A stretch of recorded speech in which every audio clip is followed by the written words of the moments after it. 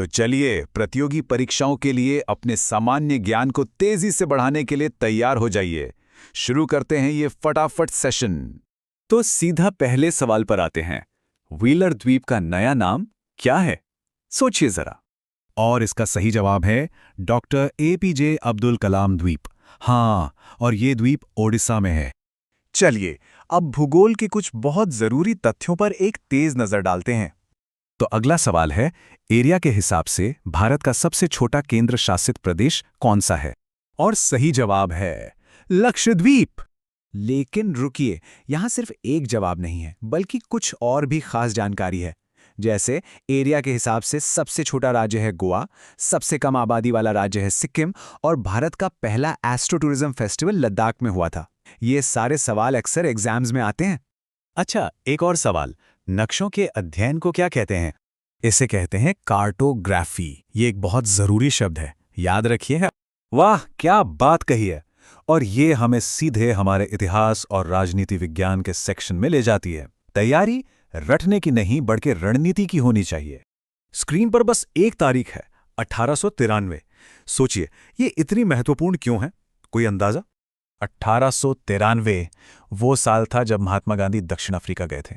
देखिए, उनका 1915 में भारत लौटना तो सबको याद रहता है, लेकिन उनके जाने का साल एक क्लासिक एग्जाम क्वेश्चन है। अच्छा, अगला सवाल, दुनिया का सबसे लंबा लिखा हुआ संविधान किस देश का है? और जवाब है भारत। और मजे की बात यह है कि इसका सबसे बड़ा सोर्स है भारत सरकार अधिनियम 1935। वहां से करीब 250 अनुच्छेद लिए गए हैं, जो इसे हमारे संविधान का एक तरह से ब्लूप्रिंट ही बना देता है। और देखिए, हमारे संविधान को बनाने में कितनी कला और मेहनत लगी थी। प्रेम बिहारी नारायण रायजादा ने इसे अंग्रेजी में खूबसूरती से हाथ से लिखा, वसंत कृष्ण वैद्य ने हिंदी में, और नंदलाल बोस के नेतृत्व में शांति निकेतन के कलाकारों ने इसे सजाया था। सचमुच कमाल है। तो चलिए अब कुछ ताज़ा करंट अफेयर्स पर एक नज़र डालते हैं। स्क्रीन पर फिर से बस एक नंबर है, 16। क्या मतलब हो सकता है इसका? ये संख्या है 25वें समर डेफोलंपिक्स में भारत द्वारा जीते गए पदकों की। अंतर्राष्ट्रीय खेलों में भारत का एक और शानदार प्रदर्शन। यहाँ कुछ और तेज तथ्य हैं।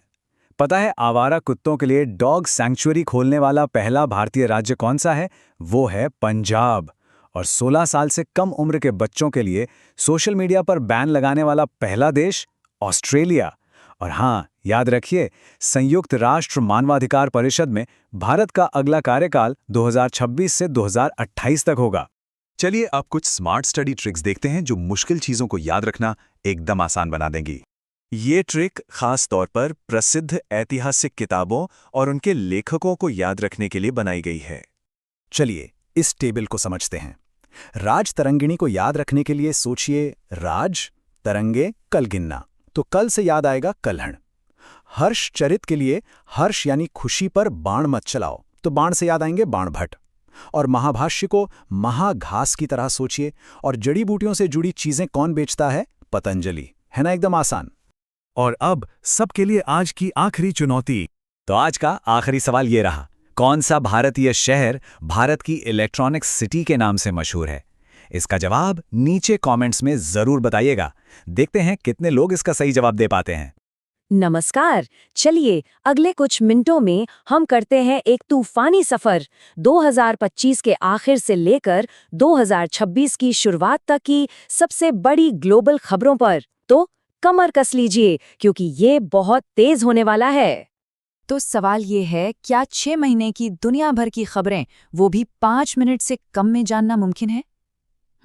देखते हैं ये चैलेंज पूरा होता है या नहीं। तो चलिए सबसे पहले बात करते हैं ग्लोबल पावर प्लेस की।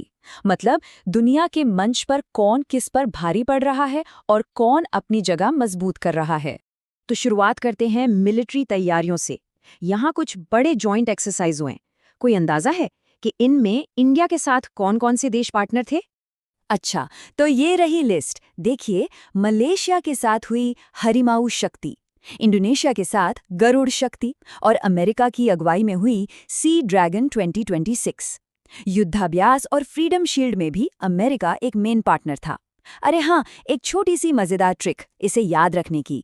हरिमाऊ का मतलब मलय भाषा में टाइगर यानी बाघ होता है। तो हरिमाऊ शक्ति सीधा कनेक्शन मलेशिया से। अच्छा, ताकत की बात चली ही रही है, तो फिर ये भी बता दीजिए कि 2026 की शुरुआत में मिलिट्री पावर में इंडिया की ग्लोबल रैंक क्या थी? नंबर 4 पर, जी हाँ, 14 स्थान। ये कोई छोटी बात नहीं है। इसका मतलब है कि इंडिया दुनिया की सबसे ताकतवर सेनाओं में से एक है, बस अमेरिका, रूस और चीन के ठीक पीछे।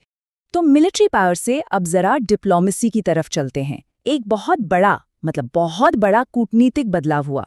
सोचिए, अफगानिस्तान में तालिबान सरकार को ऑफिशियली मान्यता देने वाला पहला देश कौन बना होगा? ये देश था रूस। अब ये एक ऐसा कदम है जिसके ग्लोबल पॉलिटिक्स पर बहुत गहरे असर होंगे, खासतौर पर तब जब ज्यादातर वेस्टर्न देशों ने तालिबान को मान्यता देने से साफ इनकार किया हुआ है। तो एक तरफ दुनिया में ये सब चल रहा था और दूसरी तरफ कुछ लोगों और ऑर्गेनाइजेशंस को उनके शानदार काम के लिए सराहा जा रहा था। तो चलिए अब बात करते हैं कुछ सम्मानों और नियुक्तियों की। अच्छा, भारत सरकार ने साल 2026 के लिए कितने पद्म अवार्ड्स की घोषणा की? कोई गैस? पूरे 131। सोचिए, 131। ये नंबर अपने आप में बताता है कि देश के अलग अलग कोनों और फील्ड्स में कितने लोगों ने कमाल का काम किया, जिन्हें ये राष्ट्रीय सम्मान मिला। ठीक है, अब अवार्ड्स की बात हो रही है तो साहित्य की दुनिया में चलते हैं। क्या किसी को मालूम है कि 2025 का प्रतिष्ठित सरस्वती सम्मान किसे मिला? ये सम्मान मिला श्री राम कुमार मुखोपाध्याय को। और जैसा कि हम जानते हैं, सरस्वती सम्मान इंडियन लिटरेचर के सबसे बड़े सम्मानों में से एक है। अच्छा, पहचान सिर्फ देश में ही नहीं बल्कि इंटरनेशनल लेवल पर भी मिली। एक बहुत बड़े इंटरनेशनल ट्रेड फेयर में एक देश को कंट्री ऑफ द ईयर का खिताब मिला। अंदाजा लगाइए कौन सा देश था वो? बिल्कुल सही, वो देश था भारत। ये सम्मान मिला जर्मनी के न्यूरनबर्ग में हुए बायोफैक्ट 2026 में, जो कि दुनिया का सबसे बड़ा ऑर्गेनिक ट्रेड फेयर है। तो सम्मान और पहचान से अब आगे बढ़ते हैं और रुख करते हैं भविष्य का। हमारा अगला सेक्शन है टेक और बिजनेस। देखते हैं यहाँ क्या नया और बड़ा हुआ। भारत की राजधानी दिल्ली में एक नया इंफ्रास्ट्रक्चर प्रोजेक्ट लॉन्च हुआ जिसने बहुत सुर्खियां बटोरी। क्या नाम था उसका? इसका नाम है दिल्ली की पहली रिंग मेट्रो, और ये दिल्ली के पब्लिक ट्रांसपोर्ट सिस्टम के लिए वाकई एक गेम चेंजर है। पूरे शहर की कनेक्टिविटी इससे और भी ज्यादा आसान हो जाएगी। अच्छा, पूरी दुनिया में कनेक्टिविटी की एक दौड़ चल रही है। इसी बीच भारत के एक राज्य ने सैटेलाइट इंटरनेट के लिए स्टारलिंक के साथ एक एग्रीमेंट साइन किया। कौन सा राज्य था वो? वो राज्य है महाराष्ट्र। इस डील का मेन मकसद है राज्य के जो दूर दराज और आदिवासी इलाके हैं वहां तक इंटरनेट पहुंचाना। ये कदम वहां के लोगों की जिंदगी बदल सकता है। चलिए अब आते हैं हमारे आखिरी सेक्शन पर, जहां सिर्फ जश्न और उपलब्धियों की बात होगी, मतलब स्पोर्ट्स और कल्चर के माइलस्टोन्स। ये साल इंडियन क्रिकेट के लिए बहुत ही शानदार रहा। तो फिर सवाल तो बनता है, आईसीसी T20 वर्ल्ड कप 2026 किसने जीता? इंडिया ने, जी हाँ, भारत ने। और ये पूरे देश के लिए एक बहुत बड़े गर्व का मौका था, जिसका जश्न हर गली हर मोहल्ले में मनाया गया। तो क्रिकेट के मैदान से अब सीधा चलते हैं म्यूजिक की दुनिया में। और यहाँ एक ऐसी खबर है जिस पर शायद यकीन करना मुश्किल हो। दलाई लामा ने अपना पहला ग्रैमी अवार्ड जीता। सोचिए, दलाई लामा ने, और किस कैटेगरी में? कोई अंदाजा? विजेता थे दलाई लामा और कैटेगरी थी बेस्ट ऑडियो बुक, नैरेटिव और स्टोरी टेलिंग रिकॉर्डिंग। ये जीत वाकई दिखाती है कि उनका प्रभाव सिर्फ अध्यात्म तक ही सीमित नहीं है। तो मिलिट्री एक्सरसाइज से लेके ग्रैमी अवार्ड्स तक ये 6 महीने सच में एक्शन से भरपूर थे। इन्होंने इंडिया और दुनिया भर की हेडलाइंस को एक नया रूप दिया। अच्छा, इन सारी घटनाओं में से ऐसी कौन सी एक घटना है जिसका असर हमें लगता है सबसे लंबे समय तक रहेगा? अपने विचार नीचे कमेंट्स में जरूर बताइए। चलिए शुरू करते हैं। आज हम भारत के हजारों साल के इतिहास की एक तेज रफ्तार सैर पर निकलेंगे, प्राचीन साम्राज्यों से लेकर ताकतवर सल्तनतों तक, और देखेंगे कि आज दुनिया में भारत कहाँ खड़ा है। तो सवाल ये है कि हम उस गुजरे हुए जमाने को कैसे समझें जिसकी कोई लिखाई ही नहीं है, और वो हमें आज के बारे में क्या बताता है। इसको समझने के लिए आइए सबसे पहले ये देखते हैं कि इतिहास को बांटा कैसे जाता है। तो चलिए सबसे पहले अपने अतीत को समझने की कोशिश करते हैं। हाँ, तो इन तीनों में जो सबसे बड़ा फर्क है वो है लिखे हुए सबूतों का। मतलब क्या कुछ लिखा हुआ मिला है और अगर मिला है तो क्या हम उसे पढ़ सकते हैं? देखिए, जहां कुछ भी लिखा हुआ नहीं है, सिर्फ पत्थर के औजार जैसी चीजें मिली हैं, वो हो गया प्रागैतिहासिक काल। फिर आता है आद्य ऐतिहासिक, जहां लिखावट तो है जैसे हड़प्पा की मोहरों पर हम आज तक समझ नहीं पाए कि लिखा क्या है। और आखिर में आता है ऐतिहासिक काल, जहां से हमें लिखे हुए सबूत भी मिलते हैं और हम उन्हें पढ़ भी सकते हैं। चलिए अब ऐतिहासिक काल में चलते हैं और मिलते हैं भारत के पहले महान साम्राज्य बनाने वालों में से एक से। बात है 305 ईसा पूर्व की। एक तरफ थे चंद्रगुप्त मौर्य और दूसरी तरफ सेल्यूकस निकेटर। अब ये सेल्यूकस कौन था? ये सिकंदर का एक सेनापति था और वो चाहता था कि भारत के जो इलाके सिकंदर ने जीते थे वो उसे वापस मिल जाए। पर सामने खड़ा था एक नया, बहुत ही ताकतवर भारतीय शासक। तो इस लड़ाई का नतीजा क्या निकला? देखिए, ये बहुत दिलचस्प है। चंद्रगुप्त ने सेल्यूकस की बेटी से शादी कर ली और कूटनीति के तहत 500 हाथी तोहफे में दिए। ये सिर्फ एक तोहफा नहीं था, ये मौर्य साम्राज्य की ताकत का प्रदर्शन था। और इसके बदले में भारत को क्या मिला? 4 बड़े प्रांत, काबुल, कंधार, हेरात और मकरान। मतलब एक शादी से भारत की उत्तर पश्चिमी सीमा हमेशा के लिए सुरक्षित हो गई। अच्छा, मौर्यों के बाद और दिल्ली सल्तनत से पहले कई राजवंश आए और गए। अब इनको लाइन से याद रखना थोड़ा मुश्किल हो सकता है ना? तो इसके लिए एक बड़ी मजेदार ट्रिक है। बस ये एक नाम याद रख लीजिए, हसीना माशूका। ह से हरियंक, सी से शिशुनाग, ना से नंद, मा से मौर्य, शू से शुंग और क से कण्व। देखा कितना आसान हो गया। कभी कभी इतिहास को याद रखने के लिए ऐसी छोटी छोटी ट्रिक्स बहुत काम आती हैं। सल्तनत काल में तो बहुत से सुल्तान हुए, लेकिन एक ऐसा था जिसके जैसा न कोई था न कोई हुआ। मोहम्मद बिन तुगलक, एक ऐसा सुल्तान जिसे कुछ लोग जीनियस कहते थे तो कुछ पागल। उसे अपने जमाने का अरस्तू भी कहा जाता था। और ऐसा क्यों कहते थे? क्योंकि उसके काम ही ऐसे थे। सोचिए, उसने अपनी राजधानी दिल्ली से उठाकर दौलताबाद शिफ्ट कर दी। फिर उसने सांकेतिक मुद्रा मतलब टोकन करेंसी चलाई, पीतल और तांबे के सिक्के। ये आइडियाज अपने वक्त से बहुत बहुत आगे थे, लेकिन उसका अमल इतना खराब था कि पूरी अर्थव्यवस्था ही चौपट हो गई। ये दिखाता है कि एक जीनियस आइडिया और एक बड़ी नाकामी के बीच कितनी पतली सी लाइन होती है। सल्तनत काल की बात हो और वास्तुकला का जिक्र ना हो, ये तो हो नहीं सकता। चलिए, सल्तनत काल को अलविदा कहने से पहले अलाउद्दीन खिलजी की बनाई एक शानदार इमारत को देखते हैं, जिसकी तारीफ आज भी होती है। ये है अलाई दरवाज़ा। ये दिल्ली की कुव्वतुल इस्लाम मस्जिद का मेन गेटवे है। इसे इस्लामी वास्तुकला का रत्न क्यों कहते हैं? क्योंकि इसका डिज़ाइन, इसका संतुलन और इसकी सतह पर की गई बारीक कारीगरी सब कुछ एकदम परफेक्ट है। ये उस जमाने की कला का एक जीता जागता सबूत है। तो सल्तनत का दौर खत्म हुआ और भारत में एक नए जबरदस्त साम्राज्य की नींव पड़ी, जिसने आने वाली कई सदियों तक भारत की पहचान को गढ़ा। हम बात कर रहे हैं मुगलों की। मुगलों की विरासत उनकी बनाई इमारतों में आज भी जिंदा है। देखिए, 1526 में बाबर ने पहला मुगल बाग बनवाया, आराम बाग। फिर अकबर के दौर में 1570 के दशक में आगरा, लाहौर, इलाहाबाद जैसे मजबूत किले बने और फतेहपुर सीकरी जैसा पूरा शहर बसाया गया। फिर आया शाहजहां का दौर, जिसने 1648 तक ताजमहल और जामा मस्जिद जैसी बेमिसाल इमारतें दुनिया को दी। और आखिर में औरंगजेब ने लाल किले के अंदर मोती मस्जिद बनवाई। हर बादशाह ने अपनी एक अलग छाप छोड़ी। और जब ताजमहल की बात आती है तो कुछ बातें जानना बहुत ज़रूरी है। ये मुमताज़ महल की याद में बना, ये तो हम सब जानते हैं, लेकिन ये भी जानिए कि इसे बनाने के लिए मकराना का बेहतरीन संगमरमर इस्तेमाल हुआ। और जो सबसे दिलचस्प बात है वो है इसके पीछे के लोग। सिर्फ बादशाह शाहजहां ही नहीं, बल्कि इसके मुख्य आर्किटेक्ट उस्ताद अहमद लाहौरी और मुख्य मिस्त्री ईसा खान। इन कारीगरों के बिना ये शाहकार मुमकिन नहीं था। तो ये तो थी इतिहास की बातें। चलिए अब एक लंबी छलांग लगाते हैं और आज के दौर में आते हैं। देखते हैं कि मौजूदा आंकड़ों के हिसाब से दुनिया के मंच पर आज भारत कहाँ खड़ा है। ये टेबल आज के भारत की एक तस्वीर दिखाती है। कुछ जगहों पर हम बहुत मजबूत हैं, तो कुछ जगहों पर अभी बहुत काम करना बाकी है।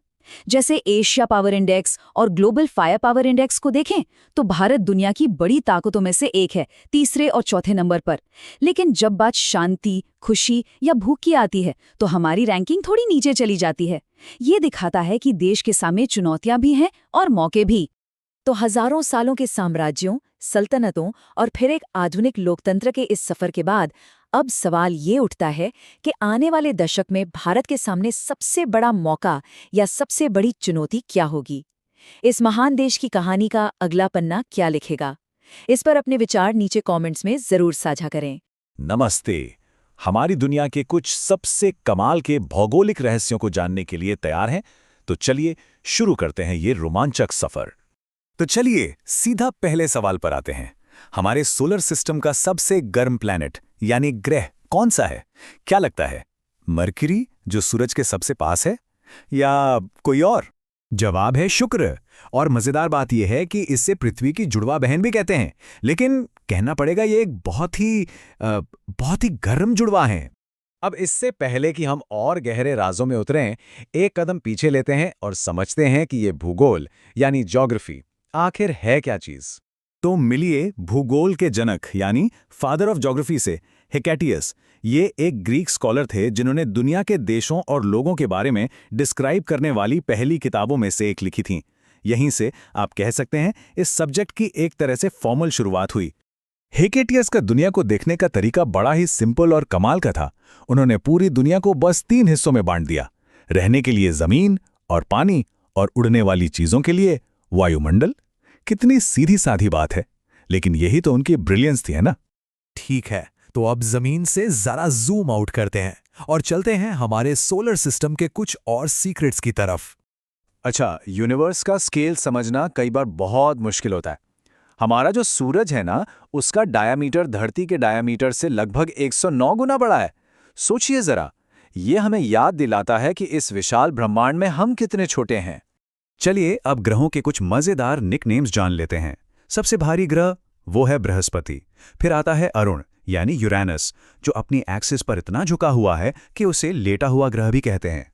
वरुण यानी नेपच्यून, मीथेन गैस की वजह से हरा दिखता है। चांद को जीवाश्म ग्रह कहते हैं, पता है क्यों? क्योंकि उसकी सतह अरबों सालों से बदली ही नहीं है। और हाँ, जब तारे बूढ़े हो जाते हैं तो उनका रंग लाल हो जाता है। चलिए अब वापस धरती पर आते हैं और दुनिया भर के कुछ कमाल के फैक्ट्स की एक छोटी सी सैर करते हैं। ये एक क्लासिक सवाल है और बहुत बार पूछा जाता है। किसी को मालूम है कि किस देश को 1000 झीलों की भूमि या लैंड ऑफ 1000 लेक्स कहते हैं? जी हाँ, बिल्कुल सही, ये है फिनलैंड। और एक और इंटरेस्टिंग फैक्ट, फिनलैंड अक्सर वर्ल्ड हैप्पीनेस इंडेक्स में भी नंबर 1 पर रहता है। शायद इन सब झीलों का ही कमाल हो। हर कॉन्टिनेंट की अपनी एक छत होती है, मतलब सबसे ऊंची चोटी। एशिया में तो सबको पता है माउंट एवरेस्ट है। अंटार्कटिका का ताज है माउंट विंसन। अफ्रीका में है माउंट किलिमंजारो और यूरोप की सबसे ऊंची चोटी है माउंट एल्ब्रस। अब एक सवाल फिजिकल ज्योग्राफी से। कुरुशियो नाम की एक बहुत पावरफुल समुद्री धारा है। क्या कोई इसका दूसरा थोड़ा कलरफुल सा नाम बता सकता है? इसे कहते हैं ब्लैक करंट यानी काली धारा, और यह नाम इसे इसके गहरे नीले पानी की वजह से मिला है। तो अब हम अपनी इस यात्रा के आखिरी पड़ाव पर आ गए हैं, जहां हम खास तौर पर भारत के अनोखे भूगोल पर फोकस करेंगे। भारत का टोटल एरिया 32,87,263 स्क्वायर किलोमीटर है। सुनने में ये नंबर बहुत बड़ा लगता है, लेकिन दुनिया की कुल जमीन का ये सिर्फ 2.42% है। ये फैक्ट हमें ग्लोबल स्केल पर भारत के साइज को समझने में मदद करता है। और जब बात पहाड़ों की इस चोटियों की हो, तो भारत की सबसे ऊंची चोटी है K2, जिसकी हाइट है 8,611 मीटर। ये दुनिया की सबसे ऊंची चोटी माउंट एवरेस्ट से बस थोड़ी ही कम है, जो 8,849 मीटर ऊंची है। अच्छा, ज्योग्राफी याद करना कभी-कभी थोड़ा मुश्किल हो जाता है, लेकिन कुछ ट्रिक्स बहुत काम आती हैं। जैसे विंध्य और सतपुड़ा पहाड़ों के बीच कौन सी नदी बहती है, इसे याद रखने का एक बहुत ही आसान तरीका है। वो नदी है नर्मदा, और ट्रिक है VNS। V से विंध्य, N से नर्मदा और S से सतपुड़ा। है ना एकदम सिंपल और इफेक्टिव। चलिए अब इंडिया से जुड़े कुछ और फैक्ट्स पर एक तेज नजर डालते हैं। भारत का कोल्ड डेजर्ट है लद्दाख में। अंडमान और निकोबार की सबसे ऊंची चोटी का नाम है saddle peak. 8 degree channel Lakshadweep और मालदीव को अलग करता है।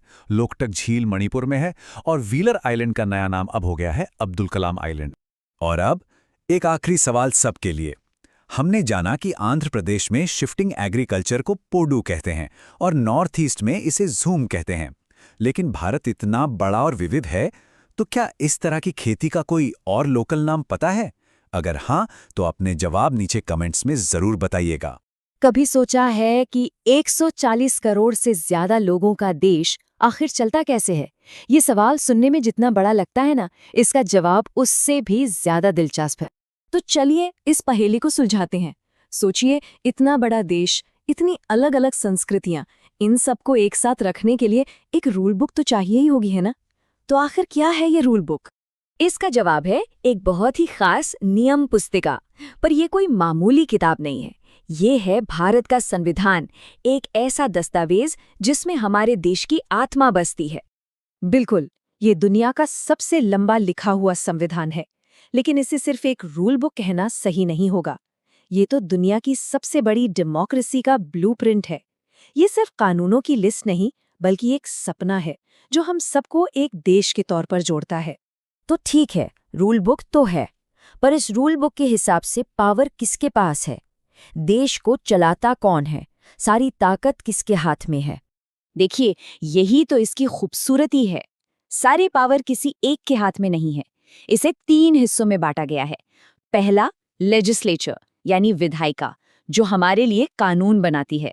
फिर है एग्जीक्यूटिव यानी कार्यपालिका, जिसका काम है उन कानूनों को लागू करना। और तीसरा, जुडिशरी यानी न्यायपालिका, जो ये चेक करती है कि सब कुछ रूल बुक के हिसाब से हो रहा है या नहीं। यही बैलेंस एक मजबूत लोकतंत्र की नींव है। पर हाँ, कानून बनाना भी कोई आसान काम नहीं है। ये एक पूरा टीम वर्क है। हमारे संविधान का आर्टिकल 79 साफ-साफ कहता है कि हमारी संसद के 3 अंग हैं, राष्ट्रपति, लोकसभा और राज्यसभा। जब तक ये तीनों राजी ना हो, कोई भी बिल कानून नहीं बन सकता। चलिए, ये तो हो गई सरकार की बात, लेकिन हमारा क्या? इस रूल बुक में आम नागरिकों के लिए क्या है? हमारी सुरक्षा के लिए क्या गारंटीज हैं? एक बहुत जरूरी अधिकार है राइट टू लाइफ, यानी जीवन का अधिकार। सुनने में तो बड़ा सिंपल लगता है ना? लेकिन इसका असली मतलब शायद आपको हैरान कर दे। ये इस बात का सबसे बेहतरीन एग्जाम्पल है कि हमारा संविधान एक लिविंग डॉक्यूमेंट है। देखिए, राइट टू लाइफ का मतलब सिर्फ सांस लेना नहीं है। समय के साथ अदालतों ने इसका दायरा बढ़ाया है। इसमें शामिल है साफ हवा और पानी का अधिकार, अपनी पसंद के इंसान से शादी करने की आज़ादी, यहाँ तक कि इंटरनेट एक्सेस का अधिकार। और हाँ, 6 से 14 साल के बच्चों के लिए मुफ्त शिक्षा का अधिकार भी इसी का हिस्सा है। ये सिर्फ कागज पर लिखी बातें नहीं हैं, ये वो गारंटीज हैं जो हमारी जिंदगी को बेहतर बनाती हैं। और लिस्ट यहीं खत्म नहीं होती। हमारे पास राइट टू इक्वालिटी भी है, मतलब कानून की नज़र में सब बराबर हैं, कोई छोटा बड़ा नहीं। फिर right to freedom of religion है, जो हर किसी को अपनी आस्था और विश्वास को मानने की पूरी आज़ादी देता है। ये सारे अधिकार मिलकर ही तो एक ऐसा समाज बनाते हैं जहां हर किसी को इंसाफ मिल सके। लेकिन एक मिनट, ये रूल बुक तो 1950 में लिखी गई थी। इतने साल हो गए, तो क्या ये पुरानी नहीं हो गई? क्या वक्त के साथ इसे बदला जा सकता है? बहुत ही अच्छा सवाल है, और इसका जवाब है हाँ, बिल्कुल बदला जा सकता है। हमारे संविधान निर्माता बहुत दूर की सोचते थे। उन्होंने इसे एक लिविंग डॉक्यूमेंट बनाया, एक ऐसे पेड़ की तरह जो वक्त के साथ बढ़ता है और ज़रूरत के हिसाब से बदला जा सकता है। चलिए कुछ एग्जाम्पल्स देखते हैं। जैसे 1976 में प्रस्तावना में सोशलिस्ट और सेक्युलर जैसे शब्द जोड़े गए। फिर 1989 में वोटिंग की उम्र कम कर दी गई। 2002 में शिक्षा को एक मौलिक अधिकार बनाया गया, और 2016 में जीएसटी जैसा बड़ा टैक्स सुधार भी संविधान में बदलाव करके ही मुमकिन हुआ। ये दिखाता है कि हमारा संविधान कैसे समय के साथ कदम मिलाकर चलता है। और कुछ बदलाव तो ऐसे हैं जिनका असर हम सब पर सीधे पड़ा है, जैसे 61वां संशोधन। इसने वोट देने की उम्र 21 साल से घटाकर 18 साल कर दी। सोच कर देखिए, एक ही झटके में देश के लाखों नौजवानों को यह अधिकार मिल गया कि वो अपनी सरकार खुद चुन सकें। यही है एक जिंदा संविधान की ताकत। तो इस सब से हम आखिर किस नतीजे पर पहुंचते हैं? इस पूरी बात को डॉक्टर BR अम्बेडकर से बेहतर कौन समझा सकता है? उनका कहना था, संविधान केवल वकीलों का दस्तावेज नहीं है, यह जीवन का एक माध्यम है, और इसकी आत्मा हमेशा युग की आत्मा होती है। कितनी गहरी बात है! इसका मतलब है कि ये हमारे साथ जीता है, हमारे साथ सांस लेता है और हमारे साथ साथ आगे बढ़ता है। तो अब एक सवाल आप सबके लिए। सोचिए, अगर आपको मौका मिले संविधान में एक नया संशोधन, एक नया अधिकार या नियम जोड़ने का, तो आप क्या जोड़ेंगे? ऐसी कौन सी एक चीज है जो आज के भारत के लिए, आने वाले कल के लिए सबसे जरूरी है? अपने आइडियाज नीचे कमेंट्स में जरूर शेयर करिएगा। तो चलिए विज्ञान की दुनिया में एक तेज दौड़ के लिए तैयार हो जाइए। अगले सिर्फ 5 मिनट में हम कुछ सबसे दिलचस्प सवालों के जवाब ढूंढेंगे। शुरू करें? अच्छा, कभी सोचा है कि सिर्फ 5 मिनट में यूनिवर्स के कितने राज खोले जा सकते हैं? चलिए आज पता लगाते हैं। हमारा सफर शुरू होता है हर चीज की बनावट की कहानी से। ये सवाल सुनने में तो बड़ा सीधा साधा लगता है, पर इसका जवाब आपको हैरान कर सकता है। क्या लगता है? ये आइडिया किसी मॉडर्न साइंटिस्ट का था या फिर किसी बहुत बहुत पुराने विचारक का? जरा सोचिए तो। और इसका जवाब है दोनों ही। जी हाँ, जॉन डाल्टन को हम मॉडर्न एटॉमिक थ्योरी का क्रेडिट जरूर देते हैं, लेकिन उनसे सदियों सदियों पहले भारत के ऋषि महर्षि कणाद ने कण यानी अणु का कॉन्सेप्ट दे दिया था। यह दिखाता है कि कैसे महान विचार वक्त और सरहदों के पार चले जाते हैं। तो हमने बात की सबसे छोटे कणों की। अब चलिए जिंदगी के छोटे छोटे रूपों पर नजर डालते हैं, मतलब कीड़े मकोड़ों की दुनिया। तो बताइए, इनकी साइंटिफिक स्टडी को क्या कहते हैं? सही जवाब है एंटोमोलॉजी। इसे एंट यानी चींटी से याद रखना काफी आसान है। यही वो फील्ड है जो हमें इन नन्हे पर बेहद जरूरी जीवों को समझने में मदद करती है। और बायोलॉजी की दुनिया तो ऐसे ही दिलचस्प फैक्ट से भरी पड़ी हैं, जैसे कि पक्षियों की स्टडी को ऑर्निथोलॉजी कहते हैं। और जानते हैं, मेडिकल साइंस की सबसे बड़ी जीतों में से एक ये है कि चेचक यानी स्मॉल पॉक्स दुनिया से पूरी तरह खत्म हो चुकी अकेली इंसानी बीमारी है। और हाँ, मिर्च खाते ही जो तीखा लगता है ना, उसके लिए कैप्साइसिन नाम के केमिकल को थैंक यू कहिए।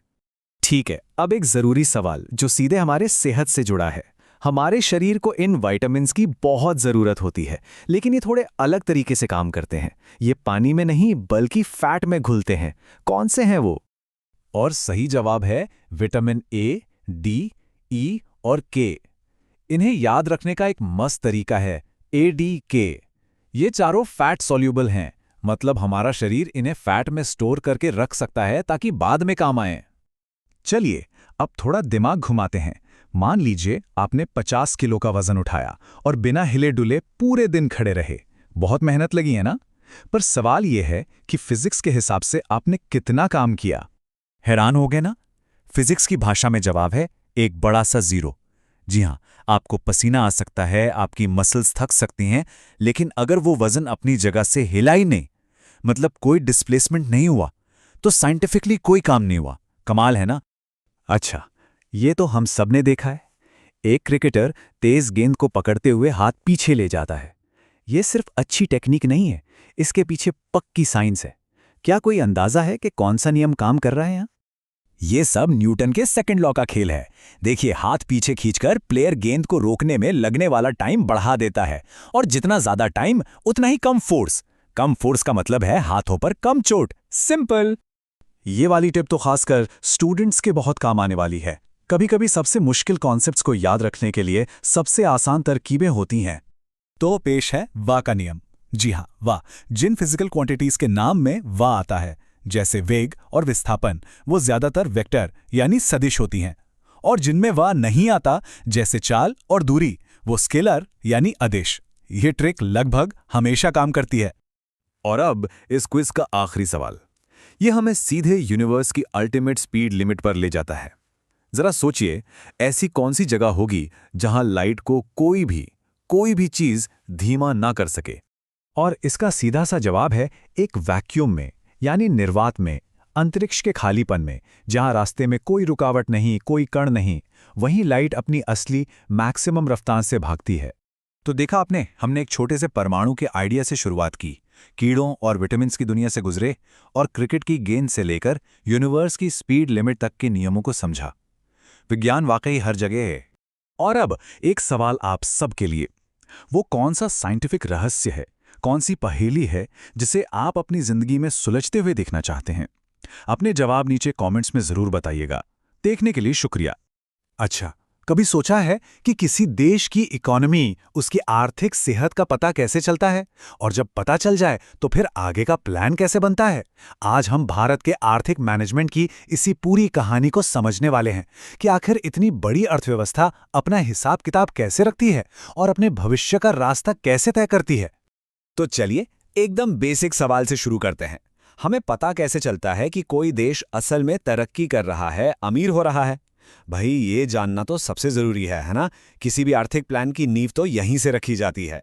तो इस आर्थिक जांच के लिए जो सबसे बड़ा टूल है उसका नाम है जीडीपी, मतलब ग्रॉस डोमेस्टिक प्रोडक्ट या सकल घरेलू उत्पाद। आप इसे एक तरह से देश का सालाना रिपोर्ट कार्ड समझ सकते हैं।